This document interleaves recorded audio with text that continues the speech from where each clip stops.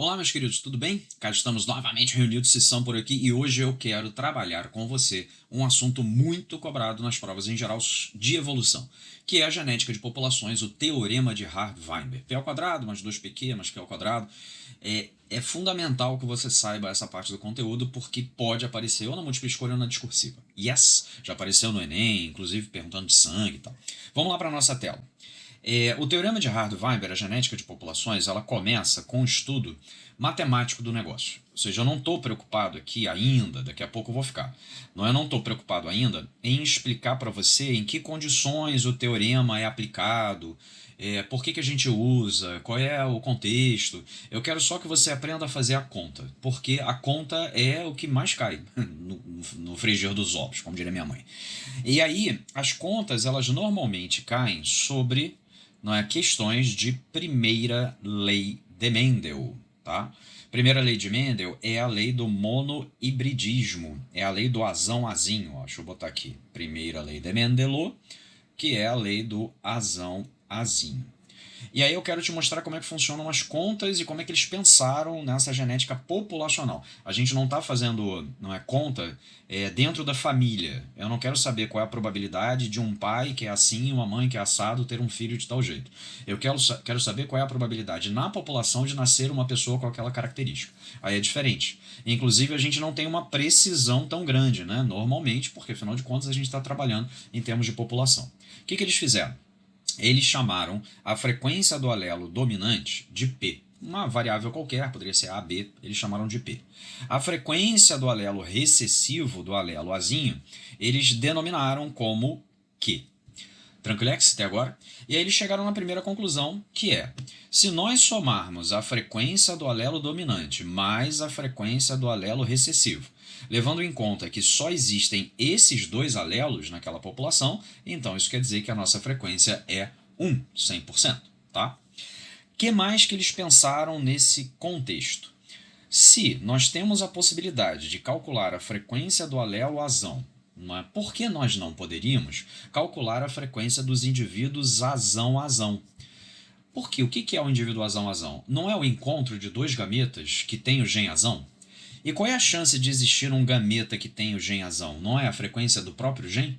Então seria a frequência do alelo azão encontrar e outro alelo azão, frequência de azão novamente. E aí nós chegamos carinhosamente, como a frequência do azão é P, então isso quer dizer que seria P vezes P, ou seja, a frequência do alelo azão é P ao quadrado.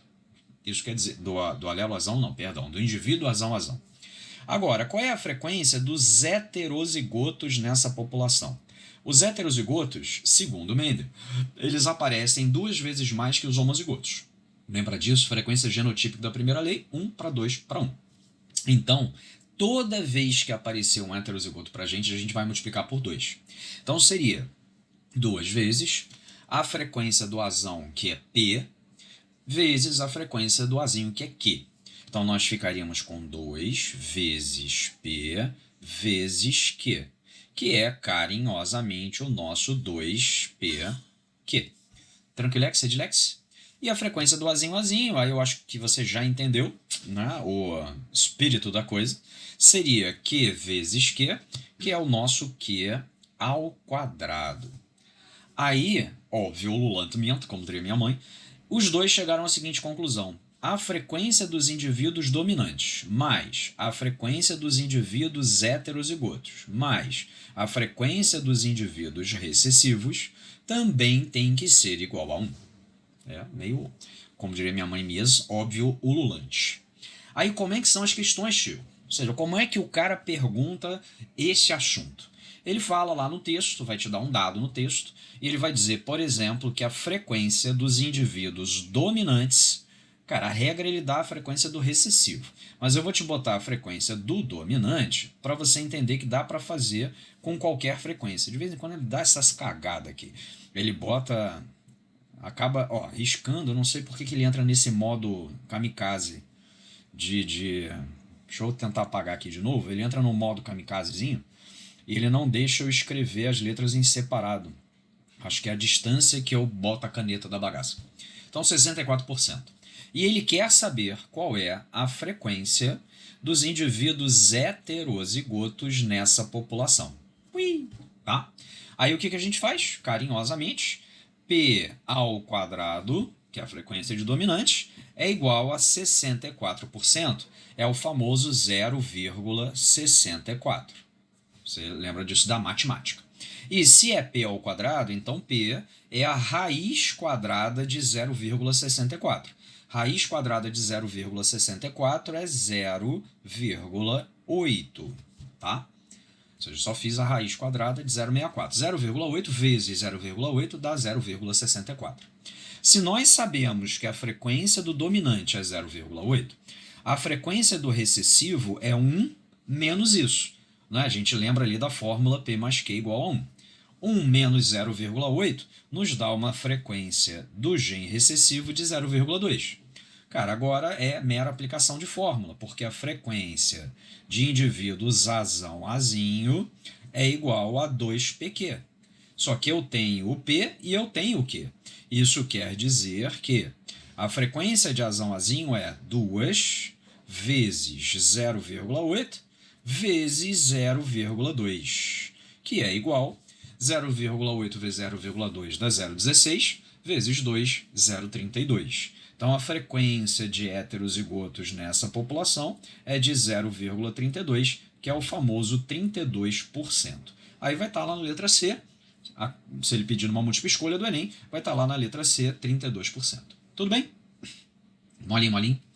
Agora vamos para uma segunda parte, que é o number 2, que é também muito importante e também já caiu na prova do Enem, que são os princípios que a gente precisa aplicar ao teorema de Hard-Weinberg. Tá? Vamos entender qual é o contexto.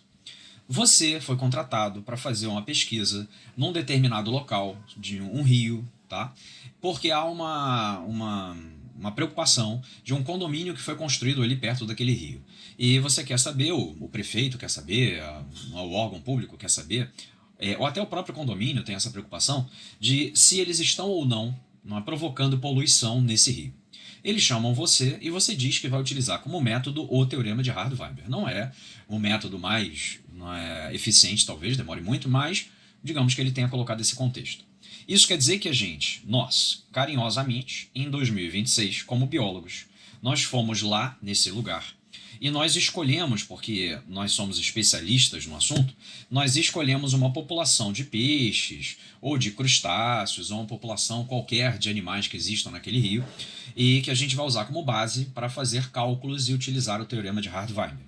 Em 2026, nós escolhemos lá uma característica qualquer, em que a frequência do alelo dominante, vou repetir os números de cima, é 0,8, 80%, e a frequência do alelo recessivo é 0,2.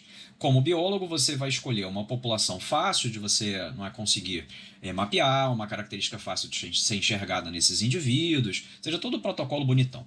O que você faz com isso? Nothing at the time. Na verdade, você vai wait, você vai esperar, vai deixar passar um tempo. E ao deixar passar um tempo, digamos que você retorne lá um ano depois, em 2027. Você não vai dar o seu parecer logo de cara. Você vai ter que esperar um pouco para entender o que está acontecendo. E talvez tenha que esperar mais um tico. Se, por um acaso, em 2027, você obtiver frequência do azão novamente 0,8, e se você obtiver frequência do alelo azinho novamente 0,2, é porque a população se manteve em equilíbrio de Hard-Weinberg. E aí algumas coisas aconteceram para que isso fosse possível. A gente não vai imaginar essa situação, porque essa situação ela não vai fazer a gente pensar. Quer dizer, a gente vai dizer que aquele condomínio não provocou nenhuma alteração no ecossistema e naquela população.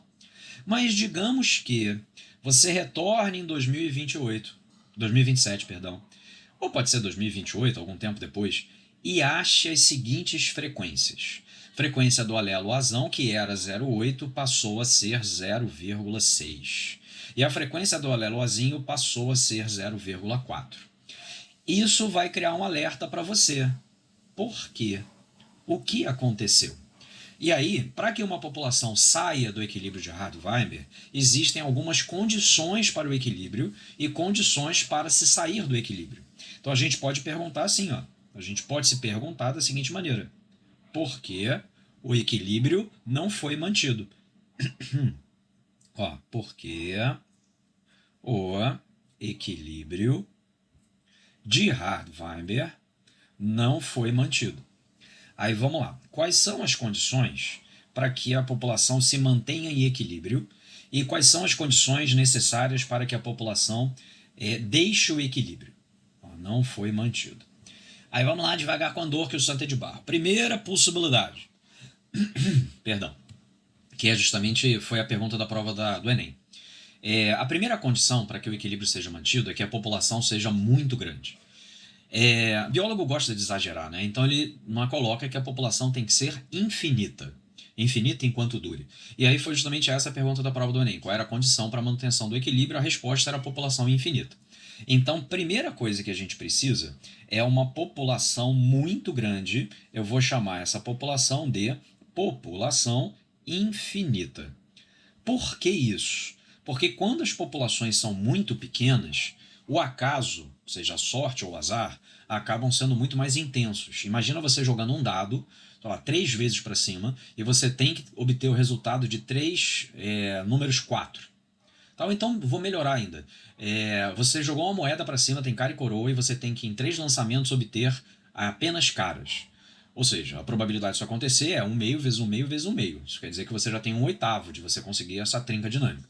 Agora, se você jogar a moeda 1000 vezes para cima, a probabilidade de você obter, aí não 1000 caras, né? 50% de caras e 50% de coroas, acaba sendo praticamente 100%. Não é? Ou seja, a população grande, ela acaba fazendo com que você mantenha o que seria a probabilidade, né?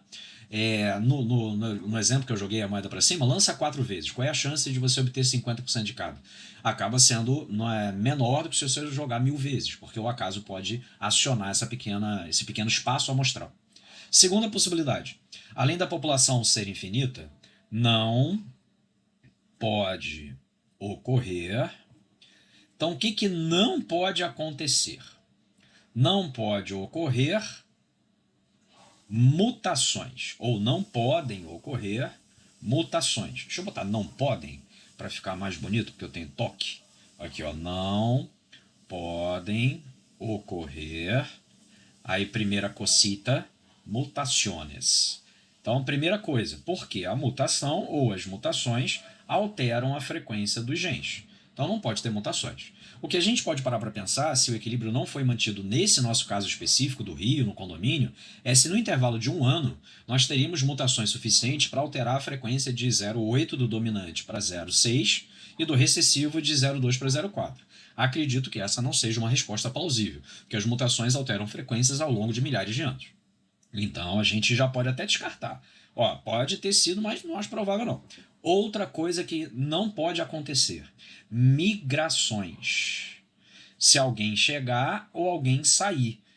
Se por um acaso o nosso rio ele ficou de buena, ou seja, ninguém foi lá e botou um monte de peixe novo, ou ninguém está pescando peixe naquele rio, isso quer dizer que não há saída e entrada. Se for um lago, então, aí que a gente não pode optar por migrações, porque não tem para onde migrar. Mas num rio, a tendência é que não tenha migração do peixinho saindo daquele rio e indo para outro rio, né? Então a tendência natural é que ele fique por ali. Outra coisa que não pode acontecer: seleção natural. E é isso aqui que talvez importe mais para a gente. Por quê? A preocupação é se o condomínio está gerando poluição naquele rio ou naquele lago. Se o condomínio está lançando esgoto e isso está causando poluição naquele lago, então isso quer dizer que o esgoto vai gerar seleção natural. E essa pode ser a explicação da alteração da frequência dos alelos. Então, seleção natural é uma boa explicação para o nosso caso, tá? Agora, outra coisa que não pode acontecer. Não pode acontecer deriva gênica. Aí você vai perguntar assim: caraca, tio, deriva quem? Deriva gênica. O que é deriva gênica? Deriva gênica é quando há uma oscilação da frequência dos alelos sem ter nenhuma relação com a adaptabilidade. É o acaso. Ou seja, a deriva gênica é o aleatório, é o acaso, tá?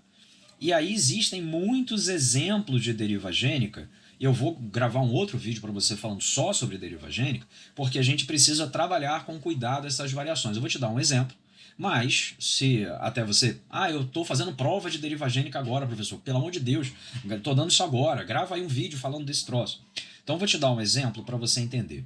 Existe um fenômeno em biologia que a gente chama efeito gargalo de garrafa, tá? O que é o efeito gargalo? É uma imagem criada pelo biólogo para que você imagine uma garrafa e nessa garrafa existem bolinhas azuis e vermelhas. E a gente vai virar a garrafa para que uma das bolinhas saia. Eu não tenho como afirmar qual bolinha vai sair. Se por um acaso eu tiver 3 azuis e 3 vermelhas, o máximo que eu vou poder saber é qual é a chance de uma azul ou vermelha sair, meio para cada. Mas eu não tenho como afirmar vai sair a bolinha vermelha.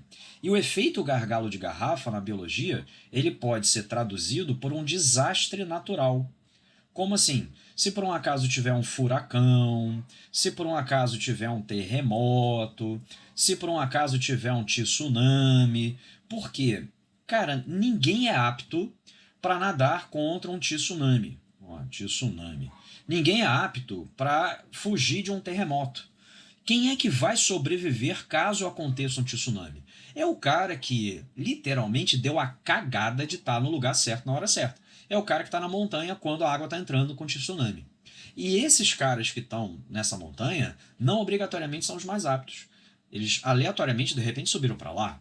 Não é? Pode até ser que eles estejam na montanha, porque como eles não são os mais aptos, eles não conseguem se alimentar no vale. O vale fica para a galera que é boa, a galera da seleção natural que foi selecionada. A galera que não é, pega a raspa do tacho teve que subir na montanha.